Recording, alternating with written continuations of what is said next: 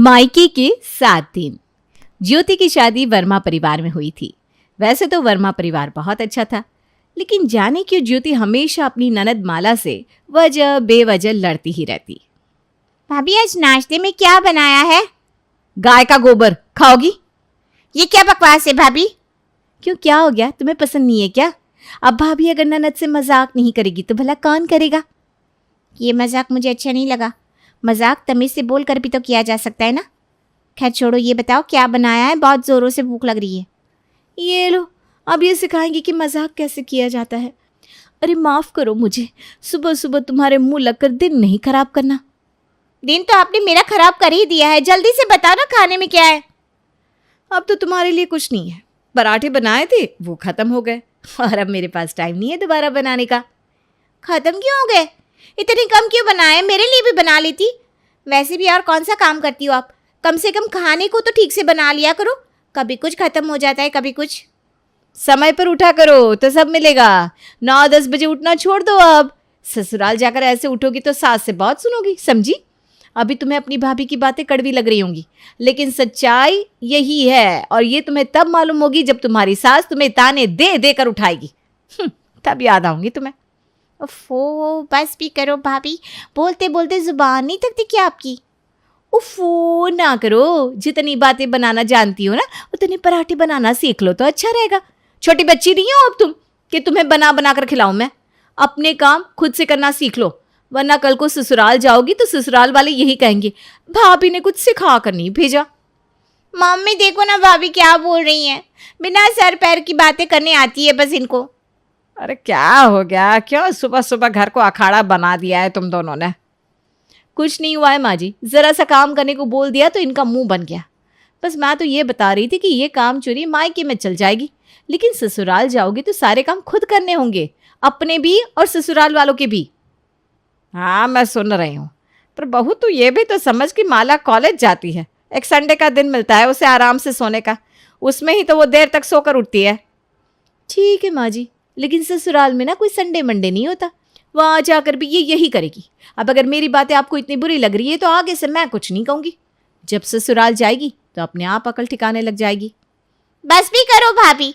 तब से ससुराल ससुराल कर रही हो। जब जाऊंगी तब जाऊंगी ससुराल, पर अभी तो मायके में हो ना, चैन से रह लेने दो मुझे। हाँ नहीं तो मेरा तो अपने ही मायके में जीना मुश्किल कर दिया है। ये बोलकर माला पैर पटकती हुई वहां से चली गई। ज्योति इस तरह से माला से लड़ने का कोई ना कोई बहाना ढूंढ ही लेती। मम्मी आज पिज़्ज़ा मंगवा ले, बहुत दिन हो गए कुछ अच्छा खाए। पिज्जा? पैसे क्या हवा में उग रहे हैं जो फालतू चीजों पर खर्चा करना है?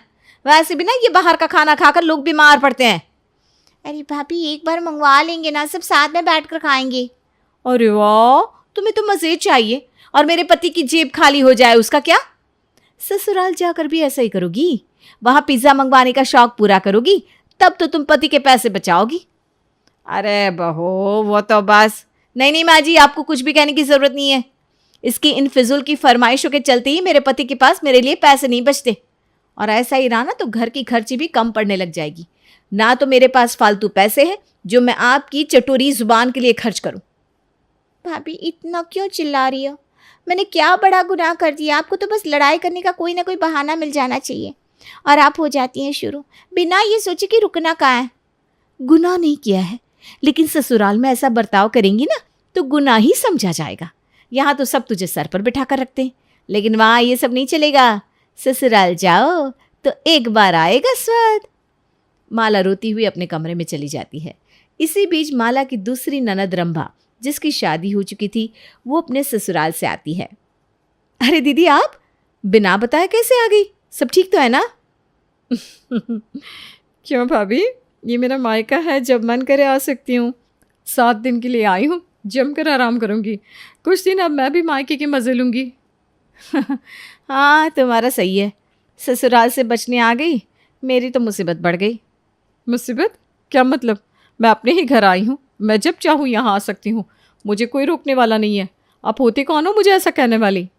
हाँ तुम तो महारानी विक्टोरिया हो ना। शादी के बाद लड़की का घर उसका ससुराल होता है, ना कि मायका। भाभी तुम परेशान हो या जल रही हो? ये मेरा मायका है, 7 नहीं 70 दिन रहूंगी, मेरी मर्जी। आपको जो कहना है कहती रहो। ठीक है, अगर तुम 7 दिन यहाँ रहोगी तो मैं भी 7 दिन के लिए अपने मायके चली जाऊंगी। देखती हूँ तुम यहाँ कैसे संभालती हो सब। मैं भी तो देखूं, जब खुद बनाकर खाना पड़ेगा तो कितना रुकती हो आप यहाँ। मायके जाने का बहाना मिल गया है ना भाभी, आपको यही चाहिए था ना। हाँ, जो समझना है समझ लो। अब तो मैं भी अपने मायके जाऊंगी। ज्योति वहां से चली जाती है और अपने मायके पहुंचती है। अरे ज्योति, तू कितने दिन बाद आई है बेटा, बड़ी याद आ रही थी तेरी। अच्छा किया तूने जो आ गई। हाँ हाँ, आओ अंदर आओ। हाँ भाभी, मैं मायके में पूरे 7 दिन बिताने आई हूँ। अब बड़ी ज़ोरों की भूख लगी है, कुछ अच्छा सा खाने के लिए बना दो ना, जल्दी कुछ खा लूँ। कई दिन हो गए किसी दूसरे के हाथ का खाना खाए। अरे ये आपका अपना घर है, कोई मेहमान थोड़ी ना हो। खुद बनाओ खुद खाओ, हमें भी तो थोड़ा आराम करने दो। ये क्या कह रही हो भाभी? मैं मेहमान नहीं हूँ तो क्या हूँ? ससुराल से थक हार के आई हूँ और आप कह रही हो कि खुद बनाओ। कुछ तो सोच कर बोलो, मैं इस घर की बेटी हूँ। हाँ तो अपने घर में कोई मेहमान नहीं होता, सबको अपना काम खुद करना पड़ता है। यहाँ आराम करने का तो कोई स्कोप ही नहीं है। यहाँ रहना है तो काम तो करना ही पड़ेगा ननद जी, चाहे आपको अच्छा लगे या ना लगे। वाह, तो मायके में भी मैं ही बनाऊँ मैं ही खाऊँ तो क्या ही फ़ायदा मायके आने का, जब यहाँ भी खुद ही काम करना पड़े। सच कहूँ तो अब तुम भी एक घर की बहू हो। ससुराल में जैसे काम करती हो ना, यहाँ भी करना ही पड़ेगा। और काम करने में आखिर बुराई क्या है। ठीक है भाभी, समझ गई। मैं ही बना लूँगी अपने लिए, आपसे तो बहस करना ही बेकार है।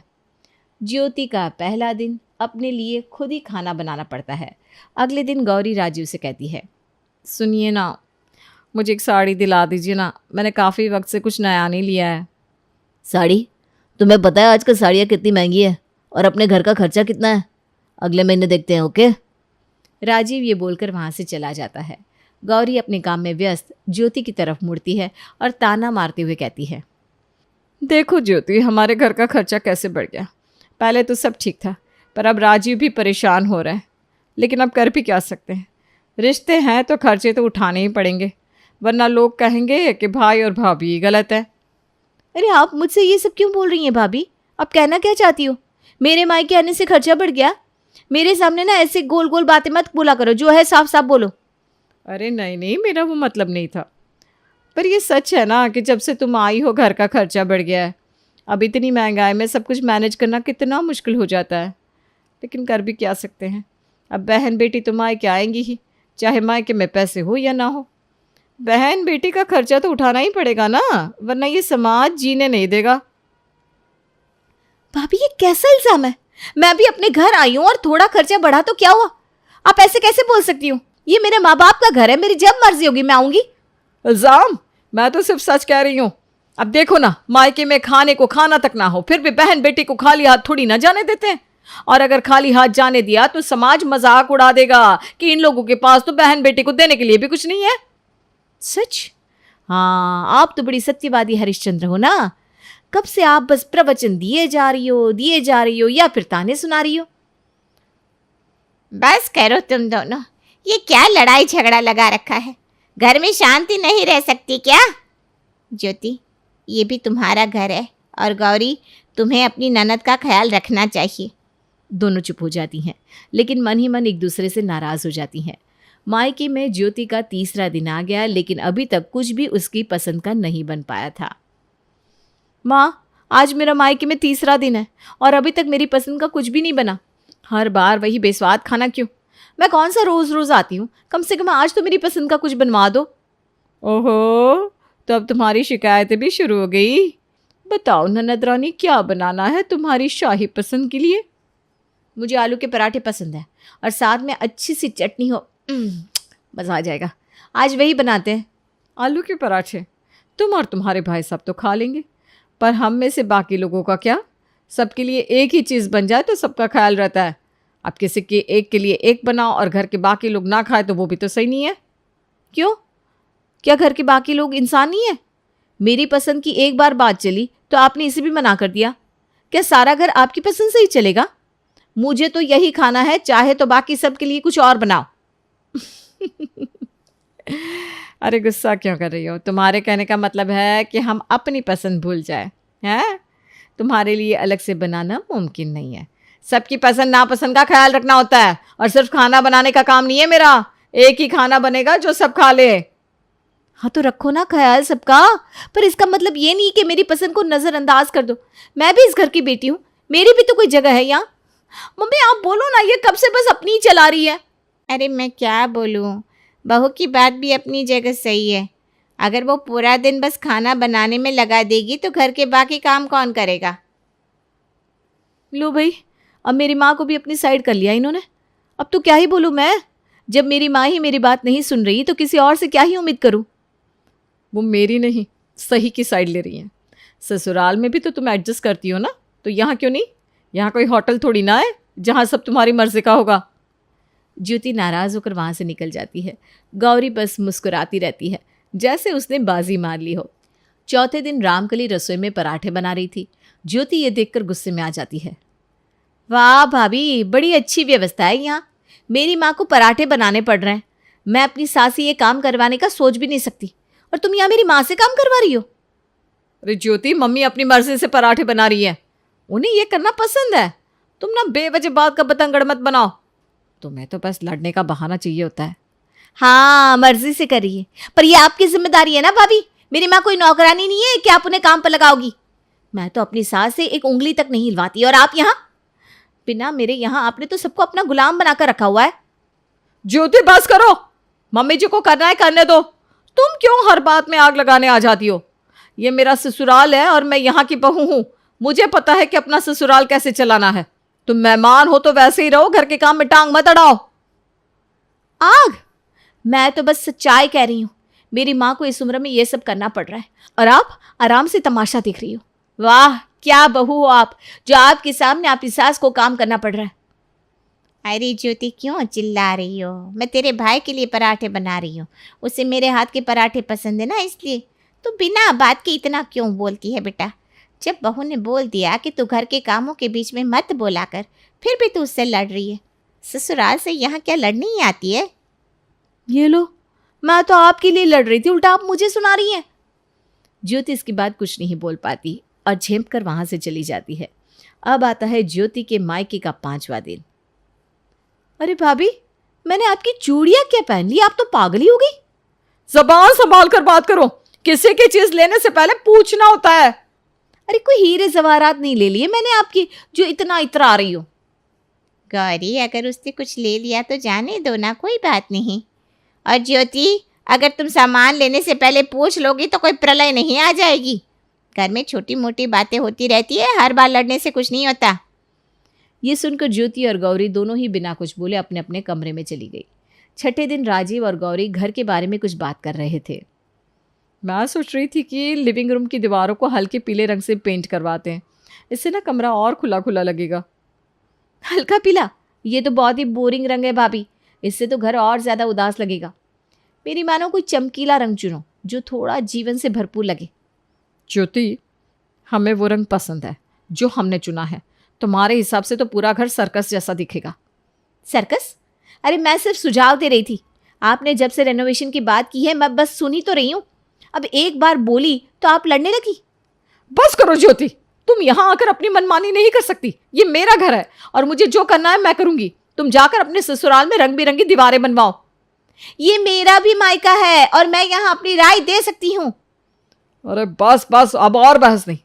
हम घर का रेनोवेशन कर रहे हैं, लड़ाई नहीं। दोनों चुप हो गई। अब 7वां दिन आया।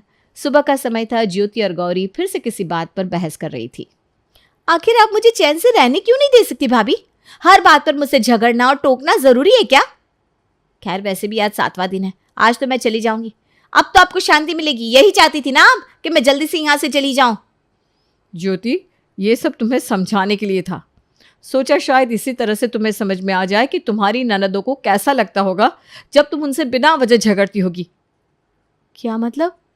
हाँ बेटा, जब तुम अपने ससुराल से आ रही थी उसी वक्त तुम्हारी सास का फ़ोन आया था। उन्होंने हमें सारी बात बताई कि तुम अपनी ननदों से कैसे रहती हो। तब हम सब ने मिलकर ये योजना बनाई ताकि तुम्हें तुम्हारे ही तरीके से समझाया जा सके। तो ये सब आप लोगों ने मुझे सिखाने के लिए किया? हाँ ज्योति, तुम्हें ये समझाना ज़रूरी था कि जब तुम किसी से हर समय लड़ो और ताने दो तो उसका क्या हाल होता है। ज्योति को धीरे धीरे बात समझ में आने लगती है। मुझे समझ में आ गया भाभी, अब मैं अपनी ननदों से अच्छे से पेश आऊँगी। अब मैं चलती हूँ, कहा सुना माफ़ कर दीजिएगा। तुम भी कोई बात दिल पर मत लेना। ज्योति उसके बाद अपने घर आ जाती है और अब वो अपनी ननदों से अच्छे से बर्ताव करती है।